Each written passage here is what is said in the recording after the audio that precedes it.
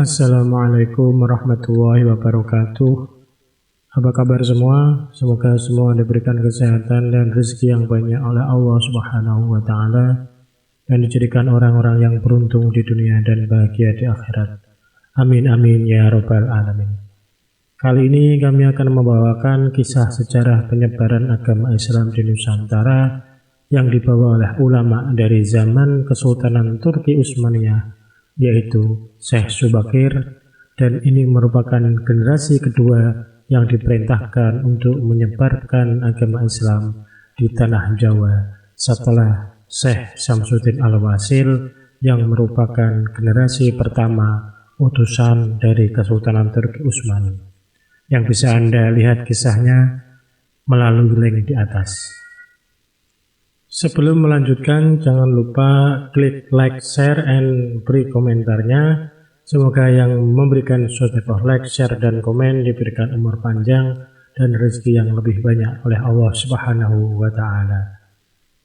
Amin, amin ya rabbal alamin.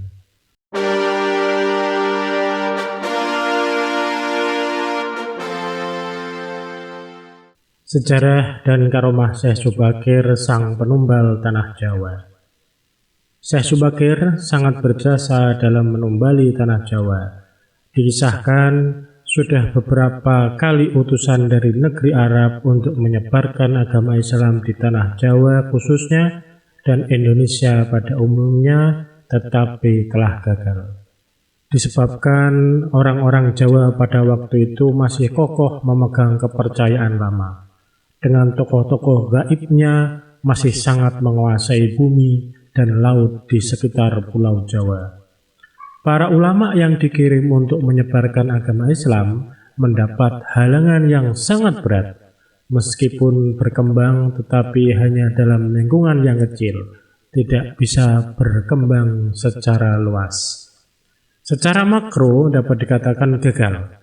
Maka diutuslah Syekh Subakir untuk menyebarkan agama Islam dengan membawa batu hitam yang dipasang oleh Syekh Subakir di seantero Nusantara.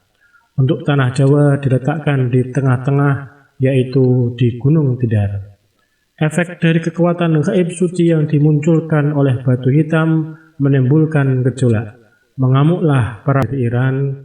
Dalam riwayat lain, Syekh Subakir berasal dari Rum. Syekh Subakir diutus ke tanah Jawa bersama-sama dengan Wali Songo periode pertama yang diutus oleh Sultan Muhammad I dari Istanbul, Turki, untuk berdakwah di Pulau Jawa pada tahun 1404. Mereka diantaranya yaitu Maulana Malik Ibrahim, berasal dari Turki, ahli mengatur negara; Maulana Ishaq, berasal dari Samarkand, Rusia Selatan, ahli pengobatan; Maulana Ahmad Jumadil Kubro dari Mesir; Maulana Muhammad Al-Maghribi, berasal dari Maroko; Maulana Malik Israel dari Turki, ahli mengatur negara; Maulana Muhammad Ali Akbar dari Persia atau Iran, ahli pengobatan; Maulana Hasanuddin dari Palestina; Maulana Aliyuddin dari Palestina; Syekh Subakir dari Iran, ahli menumbali daerah yang angker yang dihuni jin jahat. Tak banyak orang tahu dan mengenal nama Syekh Subakir. Padahal Syekh Subakir adalah salah seorang ulama Wali Songo periode pertama yang dikirim khalifah dari Kesultanan Turki Utsmaniyah, Sultan Muhammad I, untuk menyebarkan agama Islam di wilayah Nusantara. Kisahnya dimulai saat Sultan Muhammad I bermimpi mendapat wangsit untuk menyebarkan dakwah Islam di tanah Jawa. Adapun mubalighnya diharuskan berjumlah 9 orang. Jika ada yang pulang atau wafat, maka akan digantikan oleh ulama lain, asal tetap berjumlah 9. Sehingga dikumpulkanlah beberapa ulama terkemuka dari seluruh dunia Islam waktu itu. Para ulama yang dikumpulkan tersebut mempunyai keahlian masing-masing. Ada yang ahli tata negara, berdakwah, pengobatan, tumbal atau ruqyah, dan lain-lain. Lalu dikirimlah beberapa ulama di Nusantara atau tanah Jawa Namun sudah beberapa kali utusan dari Kesultanan Turki Utsmaniyah yang datang ke tanah Jawa untuk menyebarkan agama Islam, tapi pada umumnya mengalami kegagalan. Penyebabnya, masyarakat Jawa saat itu sangat memegang teguh kepercayaannya, sehingga para ulama yang dikirim mendapatkan halangan karena meskipun berkembang, tetapi ajaran Islam hanya dalam lingkungan yang kecil, tidak bisa berkembang secara luas. Selain itu, konon, Pulau Jawa saat itu masih merupakan hutan belantara angker yang dipenuhi makhluk halus dan jin-jin jahat. Lalu diutuslah Syekh Subakir, ulama asal Persia yang ahli dalam meruqyah, ekologi, meteorologi, dan geofisika ke tanah Jawa. Beliau diutus secara khusus menangani masalah-masalah gaib dan spiritual yang dinilai telah menjadi penghalang diterimanya Islam oleh masyarakat Jawa ketika itu. Berdasarkan babat tanah Jawa, setelah sampai ke Nusantara, Syekh Subakir yang menguasai ilmu gaib dan dapat menerawang makhluk halus mengetahui penyebab utama kegagalan para ulama pendahulu dalam menyebarkan ajaran Islam karena dihalangi para jin dan dedemit penunggu tanah Jawa. Para jin, dedemit, dan lelembut tersebut bisa merubah wujud menjadi ombak besar yang mampu menenggelamkan kapal berikut penumpangnya dan menjadi angin puting beliung yang mampu memporak-porandakan apa saja yang berada di depannya. Selain itu, para jin kafir dan bangsa lelembut tersebut juga bisa berubah wujud menjadi hewan buas yang mencelakakan para ulama pendahulu tersebut. Untuk mengatasi hal tersebut, konon Syekh Subakir membawa batu hitam dari Arab yang telah dirajah. Lalu batu dengan nama Rajah Aji Kalacakra tersebut dipasang di tengah-tengah tanah Jawa, yaitu di puncak Gunung Tidar, Magelang. Karena Gunung Tidar dipercayai sebagai titik sentral atau pakunya tanah Jawa. Efek dari kekuatan gaib suci yang dimunculkan oleh batu hitam tersebut menimbulkan gejolak. Alam yang tadinya cerah dan sejuk, matahari bersinar terang, damai dengan kicau burung, tiba-tiba berubah drastis selama 3 hari 3 malam. Cuaca mendung, angin bergerak cepat, kilat menyambar menimbulkan hujan api, gunung-gunung bergemuruh tiada henti. Lelembut, setan, siluman lari menyelamatkan diri. Jin, peri, banaspati, kuntilanak, jelangkung, semua hanyut dalam air karena tak kuat menahan panasnya pancaran batu hitam tersebut. Makhluk halus yang masih hidup pun mengungsi ke lautan. Sebagian jin yang lain ada yang mati akibat hawa panas dari tumbal yang dipasang Syekh Subakir tersebut. Melihat hal itu, konon Sabda Palon, raja bangsa jin yang telah 9.000 tahun bersemayam di puncak Gunung Tidar, terusik dan keluar mencari penyebab timbulnya hawa panas bagi bangsa jin dan lelembut. Sabda Palon lalu berhadapan dengan Syekh Subakir. Sabda Palon lalu menanyakan maksud pemasangan batu hitam tersebut. Sang ulama menyatakan maksud dia menancapkan batu hitam itu untuk mengusir bangsa jin dan lelembut yang mengganggu upaya penyebaran ajaran Islam di tanah Jawa oleh para ulama utusan Khalifah Turki Utsmani. Setelah terjadi perdebatan, mereka segera mengadu kesaktian. Konon pertempuran antara keduanya terjadi selama 40 hari, 40 malam.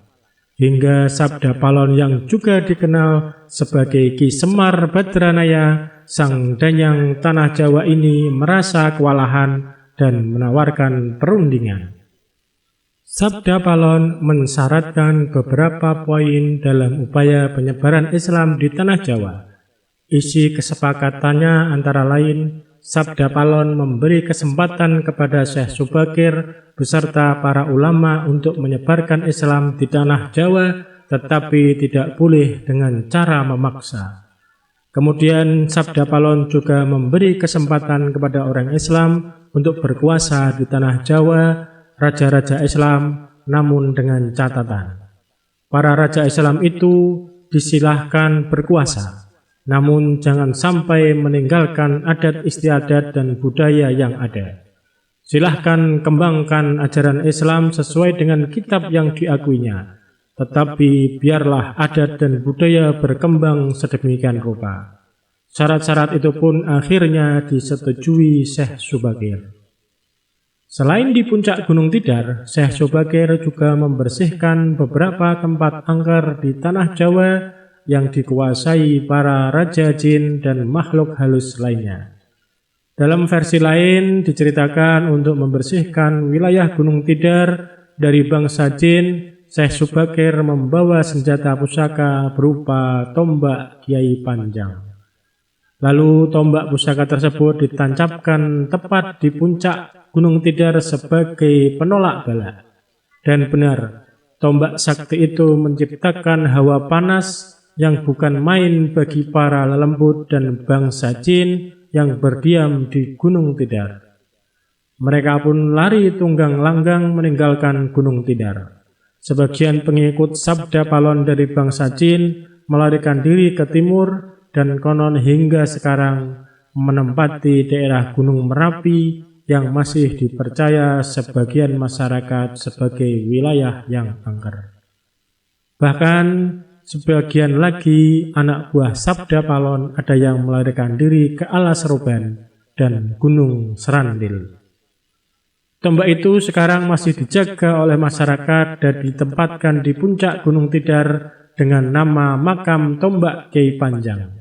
Dengan adanya tombak sakti itu, maka amanlah Gunung Tidar dari kekuasaan para jin dan makhluk halus. Karena keberhasilannya menumbal tanah Jawa, lalu penyebaran Islam oleh Wali Songo periode pertama menjadi lancar. Namun, Syekh Subakir lalu menjadi sangat terkenal dan dikagumi di kalangan para pendekar, penganut ilmu gaib dan kanuragan, bangsawan, serta masyarakat di tanah Jawa ketika itu, sehingga mereka terkesan mendewakan sang ulama asal Persia tersebut. Akhirnya, untuk melepaskan kefanatikan masyarakat terhadap Syekh Subakir dan untuk menjaga akidah umat Islam, maka pada tahun 1462 Masehi, Syekh Subakir pulang ke Persia, Iran. Ini dimaksudkan agar kefanatikan tersebut runtuh dan masyarakat kembali kepada tauhid yang benar. Selain itu, tugas utama Syekh Subakir untuk membersihkan tanah Jawa dari pengaruh negatif makhluk halus telah selesai. Selanjutnya, setelah Syekh Subakir wafat, posisinya digantikan oleh Wali Songo lainnya, yaitu Sunan Kalijaga. Wallahu a'lam bishawab. Sekian, itulah kisah penumbalan Syekh Subakir untuk tanah Jawa. Wassalamualaikum warahmatullahi wabarakatuh.